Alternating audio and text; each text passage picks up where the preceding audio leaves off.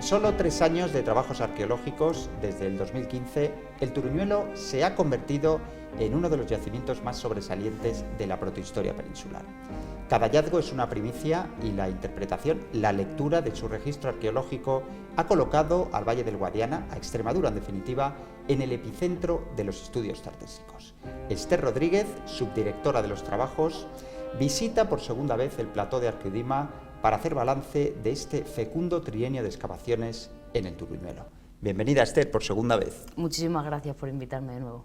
Esther, buena parte de los trabajos arqueológicos se puede decir que vienen precedidos de lo que es el análisis del territorio, ¿no? En el caso del Turuñuelo convergen o confluyen dos circunstancias o dos pistas que yo creo que son bastante importantes. Por un lado, la paisajística, lo que podríamos llamar como arqueología espacial o evolución del poblamiento, y por otro lado, la toponímica, es decir, esa cierta reminiscencia, vamos a decir, indoeuropea de la raíz tur, o incluso la evocación taurina del término, si lo escucha uno, Turuñuelo, Tauro, Toro, o incluso, ¿por qué no decirlo?, ese sugerente parentesco fonético con otras lenguas vernáculas, como puede ser el catalán, donde el término turó vendría a significar colina, vamos a decir.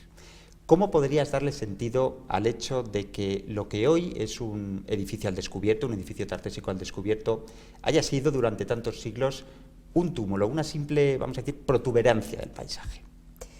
Bien, bueno, el yacimiento del Turuñuelo o la elevación del Turuñuelo se conoce ya desde los años 80, porque un trabajo de Suárez de Venega sobre el término municipal, estos trabajos que se hacían de estudio de carta arqueológica del territorio, pues situó la existencia de un yacimiento. Además, como tú bien indicas, pues el topónimo, ¿no?, que además en el Valle del Guadiana se repite. El Turuñuelo no es un caso único, existe otro Turuñuelo en Mérida, incluso del que ya se conocían materiales arqueológicos desde los años 90, y un Turuñuelo en Villagonzalo, prácticamente casi enfrente del yacimiento. Además, este topónimo está también muy relacionado pues con el que se empleó en Canchorroano, que era el Torruco o la Torruca, y hay otro yacimiento también de cronología tartésica, el Cerro de la Barca, muy próximo al Turuñuelo de Guareña, que también tiene el topónimo de Torruco, ¿no? Bueno, una relación con...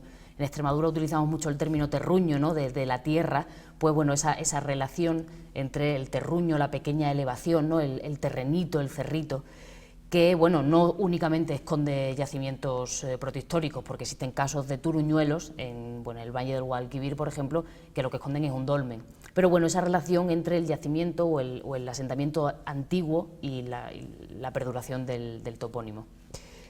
Luego, bueno, en función o al hilo de lo que comentabas del territorio, efectivamente, nosotros emprendimos estos trabajos en el Turuñuelo de Guareña a raíz de un estudio, una revisión territorial que realizamos en el marco de mi tesis doctoral y dentro del proyecto de investigación en el que se insertaba. Y bueno, pues una vez conocido un poco el territorio y evaluado qué edificios o qué yacimientos podían asemejarse al ejemplo de Canchorroano, pues tomamos simplemente la decisión de intervenir en el Turuñuelo porque era el que mejor se conservaba, el que mayor altura conservaba, porque bueno, todos estos yacimientos pues han visto muy afectados por el Plan Badajoz, que bueno, pues toda la reparcelación del terreno ha provocado que muchos de ellos hayan desaparecido por completo. Es curioso, Esther, el sorprendente desarrollo constructivo o urbanístico del Turuñuelo viene avalado por la complejidad del edificio, ¿no? A medida que habéis ido avanzando en las excavaciones, se ha ido desvelando, ha ido quedando al descubierto pues una serie de estancias. Podríamos decir que la estancia 100 es un poco la joya de la corona, o en términos urbanísticos, ese espacio en torno al cual gravita el resto del yacimiento. Pero me consta que además os habéis llevado una cierta sorpresa en cuanto a las soluciones constructivas y arquitectónicas, hablo de cierre de puertas, de adintelamientos, de abovedamientos incluso, que llaman bastante la atención a lo que es el estamento científico y a los especialistas en este tipo de edificios. ¿Cómo podrías darle sentido a este tipo de novedades y a este tipo de soluciones vanguardistas para la época? Claro, la gente habitualmente cuando piensa en el Turuñuelo siempre, pues el objeto material, ¿no? En este caso, pues la cerámica griega, a lo mejor los bronces que han aparecido, incluso el sacrificio de los caballos es lo que a la gente le atrae del yacimiento realmente. Nosotros siempre intentamos recalcar en todos los trabajos que hacemos que la verdadera joya del Turuñuelo es la arquitectura, porque por suerte tenemos un yacimiento que se conserva, incluso muros que tienen 5 metros de alzado, es una cosa única. porque la arquitectura de este tiempo nos era tan desconocida por el grado de destrucción de los yacimientos. Habitualmente uno lo que se limita a excavar son los cimientos y a partir de ahí le intenta dar un poco de sentido al edificio, ¿no? En el Turuñuelo tenemos prácticamente el edificio completo. Y eso nos ha permitido pues darnos cuenta, por ejemplo, de lo que tú comentabas, ¿no? de la solución arquitectónica que le han dado para cubrir o techar la habitación 100, porque claro, es una habitación que tiene 60 metros cuadrados, es muy grande, y no tiene postes, no tiene puntos de apoyo como para sostener una techumbre plana, que sería lo habitual en un edificio que tiene cierta tradición oriental en su arquitectura.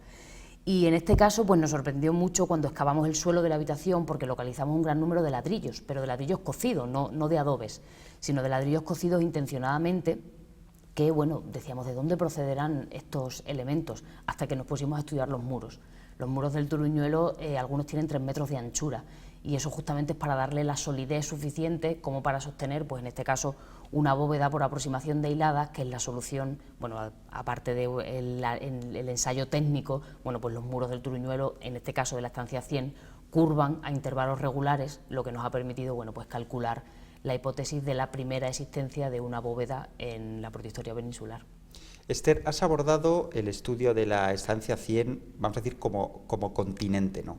Pero como contenido me ha llamado la atención las estructuras que han ido aflorando en las excavaciones. Ya hemos hablado del famoso altar con forma de piel de toro extendido en el capítulo, creo, 10 de Arqueodima, si no estoy equivocado, pero también, de forma paralela, ha aparecido una de las piezas que yo creo que merecen un comentario aparte, que es la que habéis bautizado como la sarcobañera. Y ahí te confieso que la primera vez que vi la imagen, lo primero que me vino a la cabeza es el paralelo con esa bañera del Palacio de Néstor en Pilos. Evidentemente estamos hablando de una distancia considerable, sur del Peloponeso, no solo una distancia considerable en el espacio, también en el tiempo. Varios siglos median entre lo que es la bañera del Turuñuelo y la bañera del Palacio de Néstor. Pero me pregunto si los primeros análisis que habéis hecho a la pieza de esta famosa bañera o sarcobañera, ahora tú me lo aclararás, se ha podido constatar algún tipo de ablución ritual, y ya no solo de la bañera, de otras piezas que han aparecido también aquí en la estancia 100 y para la que me gustaría que le diera sentido a su funcionalidad. Sí, la estancia 100 es una estancia muy particular por los hallazgos, por los elementos, digamos, que contenía, como tú dices. Es curioso porque entre la cerámica que localizamos en la habitación 100 lo que abunda, y lo que abunda es el 99,9% de la cerámica son platos. Entonces, bueno, pues es un elemento que ponemos en relación con la existencia de un banquete, porque además son platos que por los análisis que hemos realizado a la cerámica sabemos que buena parte estaba fabricado en el propio yacimiento, pero que existen platos que vienen de fuera, es decir, la gente viene a celebrar algún tipo de actividad o de banquete o de ritual al final de la vida del edificio y se trae su propio plato para realizar esa actividad.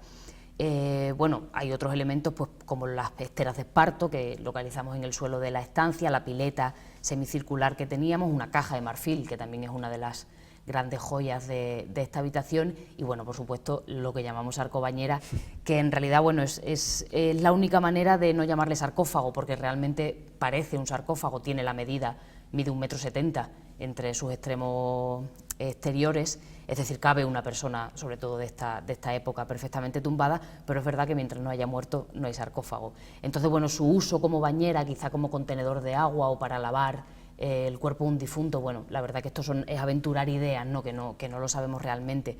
Es curioso porque la bañera nosotros en un principio pensábamos que estaba hecha de piedra.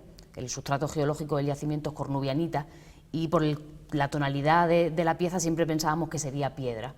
Pero bueno, mandamos un fragmento a analizar y nos llevamos la sorpresa de que está hecha de cal. En realidad es un mortero de cal y es la misma cal que se ha empleado para las paredes y es la misma cal que tienen las escaleras, es decir, bueno, de hecho conocemos la calera de donde procede la cal. Y es curioso porque lo que han hecho ha sido hacer un gran broque, lo han endurecido y lo han vaciado, lo han rebajado, además conserva todavía el repiqueteo en las paredes interiores hasta que le han dado esa forma. Entendemos que ha tenido que ser in situ porque es una pieza que pesa muchísimo. Uno de nuestros objetivos próximos es hacer análisis de contenido. Es cierto que si solo con tubo agua no vamos a ser capaces de localizar nada, pero bueno, debió ser un elemento destacado dentro de la arquitectura o de la actividad que se llevó a cabo dentro de esa habitación. Está claro que habrá que seguir investigando para ver si tenemos un sarcófago, una bañera o cualquier otro tipo de uso.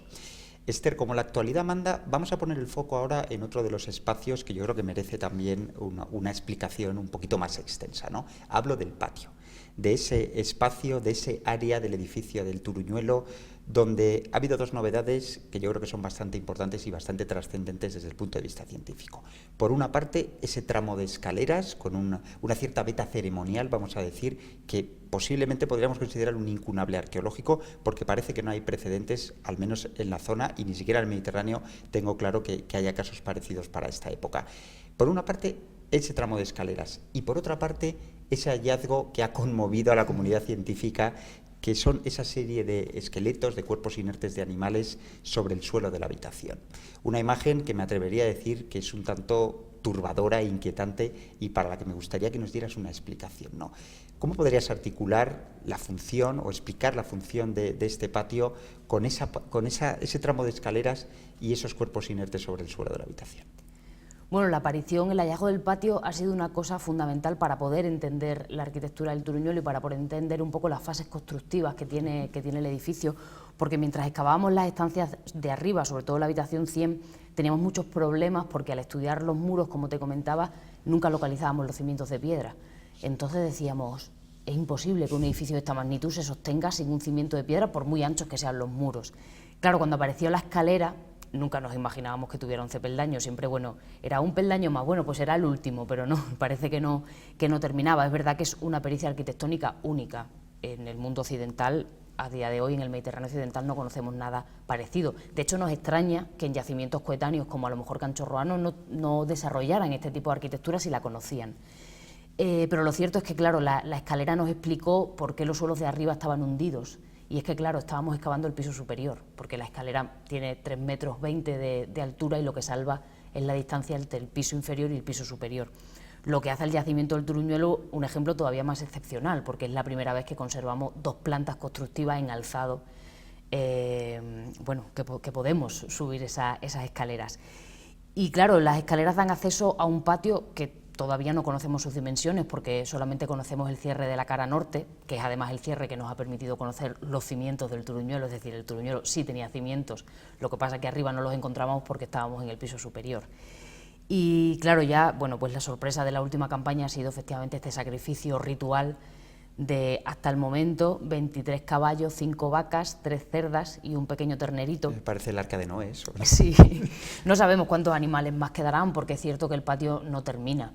Entonces, bueno, es la primera imagen de una hecatombe realmente que tenemos, porque bueno, las hemos leído en la Biblia, se habla de sacrificios en las fuentes antiguas, pues Homero, ¿no? En la Ilíada, pues los funerarios de Patroclo, ¿no? Se me ocurre ahora, en la que se sacrifican animales en olor a un difunto.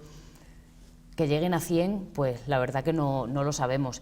Lo que sí parece hasta ahora, bueno, pues un sacrificio en el que se sacrifican los caballos, se colocan sobre el suelo y se tapan automáticamente, es decir, en el momento en el que los caballos, la carne, pues ha desaparecido y los caballos estaban ya cubiertos de tierra porque la conexión entre los huesos permanece, y luego es una estampa muy teatralizada porque pues esos caballos frente a la escalera con las cabezas cruzadas, bueno, eso es un dato muy curioso del patio, es que están en pareja, o sea, todos los caballos tienen su pareja y además parece que tienen una relación de estatura, o sea que existe no sabemos todavía si de edad, pero sí es cierto que bueno, eso parece responder a un patrón de que quizás sean dos caballos que tiran de un mismo carro, por suponer una idea, pero bueno, que existe una intencionalidad en esa colocación de estos animales. Sí, incluso metafórica, ¿verdad? Esther, tú ya en parte lo has desarrollado, me refiero a los ritos de comensalidad, efectivamente esas fuentes antiguas, y aquí nos retrotraemos a lo que sería el simposio griego, ¿no? Y a las múltiples citas textuales que tenemos en la literatura griega acerca de sacrificios, hecatombes y esas participaciones colectivas en este tipo de banquetes. De hecho, hay un espacio dedicado a los banquetes en lo que es el edificio del Turuñuelo. Me gustaría que nos aportaras un poquito más o desarrollaras un poco más el término de los banquetes o cómo se han producido los banquetes, no solo a partir del registro arqueológico y todos los enseres que habéis documentado en el proceso de excavación, sino también al hilo de lo que son las creencias y la expresión social del mundo tartésico. Bueno, hay una habitación, la estancia sur, que nosotros la hemos bautizado como la estancia del banquete por los elementos que contenía, ¿no? Bueno, es la estancia donde ha aparecido la parrilla de bronce, donde, bueno, asadores, los jarros para servir el vino, el caldero, que también es una joya única dentro de la arqueología peninsular, además tiene unas dimensiones tiene casi 1 metro de diámetro. Y luego, bueno, pues uno de los elementos destacados del yacimiento, que son las copas.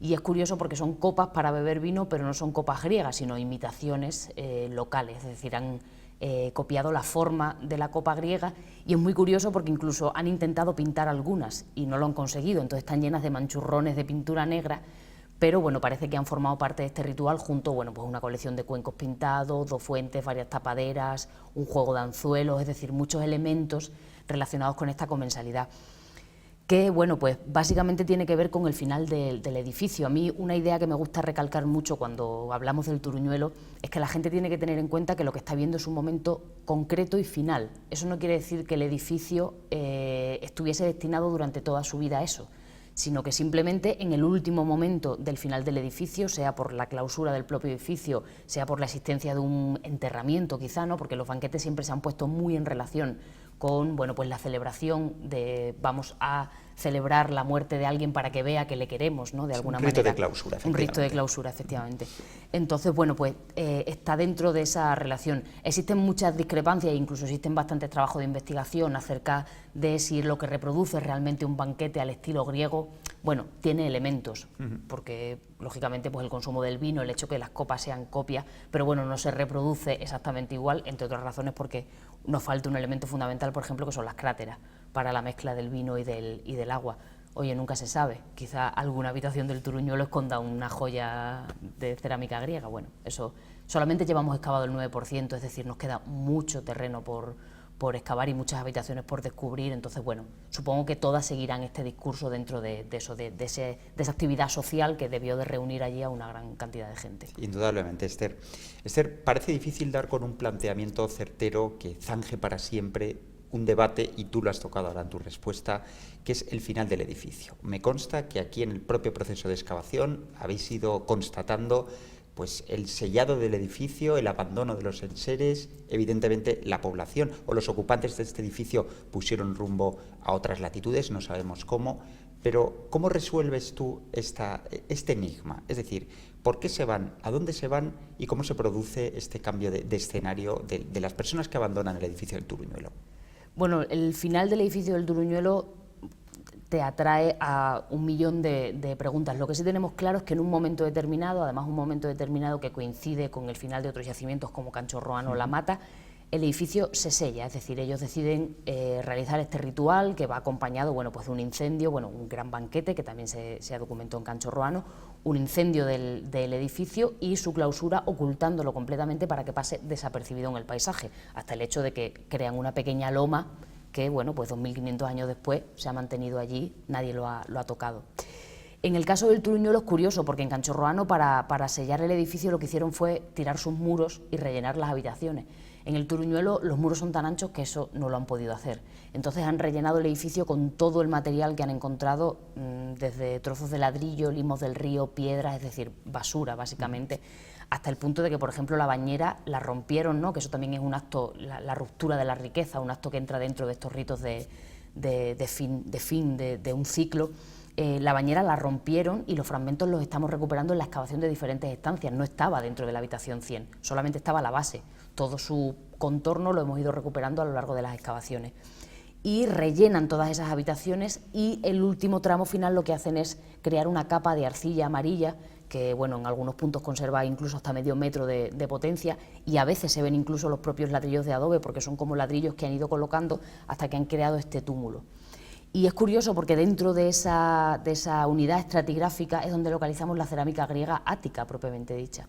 Entonces, con el paso de las campañas y el darnos cuenta que no tenemos ninguna cerámica griega dentro de un contexto, pues nos ha llevado a proponer la idea de que se guardan esa cerámica para el final del rito, digamos, para beber el último trago de vino y fragmentar la cerámica, algo que, bueno, los griegos siguen haciendo, ¿no?, cuando rompen los platos al final de...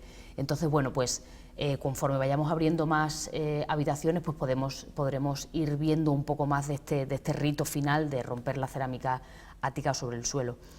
¿Y por qué se van y dónde se van? Es una gran pregunta. Hasta el momento siempre se habría dicho que la presión de los pueblos del norte les había obligado a huir. Pero claro, nosotros al excavar las habitaciones del Turuñuelo, sobre todo por ejemplo el patio, que tiene 6 metros de altura con respecto al suelo actual, uno piensa cuánta gente y cuánto tiempo tienes que invertir para sellar un edificio de este tipo y sobre todo para hacer un sacrificio, un banquete, cuánta gente tienes que llamar. Entonces claro, esto en aquella época nadie te podía avisar de, oigan, que vienen los pueblos del norte, hay que recoger todo esto. Entonces imaginamos que tiene que haber algún tipo de relación con algún cambio del clima o incluso muchas veces pues un periodo de una sequía muy grande o al contrario de muchas lluvias que les obligase a moverse porque la tierra no era fértil e incluso lo poco que les quedaba se lo van a ofrecer a los dioses, ¿no? Bueno, pues todos esos depósitos de semilla que hay e incluso el sacrificio de los animales, porque yo me paro a pensar, ¿y tú qué haces? ¿Sacrificas tu único medio de transporte? Tendrían otros. Claro, Sí, o sea, qué capacidad económica tenía la gente que vivía en este edificio, ¿no? Entonces, bueno, al ser una cosa premeditada, debió de haber un cambio natural, un cambio político, algo que les obligase a desplazarse y acabar con un sistema que en realidad llevaba 2 siglos funcionando bien. Entonces, bueno, supongo que ahora todos los análisis que vamos a hacer de la fauna y, bueno, pues a través del análisis de las conchas y demás nos permitirá un poco conocer mejor el clima de aquel momento y, bueno, determinar o acotar un poco más si fue una razón climática la que les obligó a moverse. Desde luego, interesantísimo todo lo que nos estás explicando, Esther. Me viene a la cabeza, antes de cerrar la entrevista, una frase atribuida a Juan de Matacarriazo, que es un poco el padre de los estudios tartésicos, que decía aquello de déjate de avieno y husmea el terreno. Es decir, con ese tono reivindicativo lo que venía a decir es que tenía que pasar página esa fase de lucubraciones filológicas en las que estaba enclavada pues, toda esa búsqueda de datos y de resolución de enigmas en torno a Tartesos. Está claro que si Carriazo levantara la cabeza, pues se sorprendería, ¿no?, de ver que esa Tartesos que vivió él con el tesoro del carambolo y el propio bronce Carriazo, que por cierto recuperó él creo que en el rastro sevillano del jueves sevillano, en los años 50 o 60.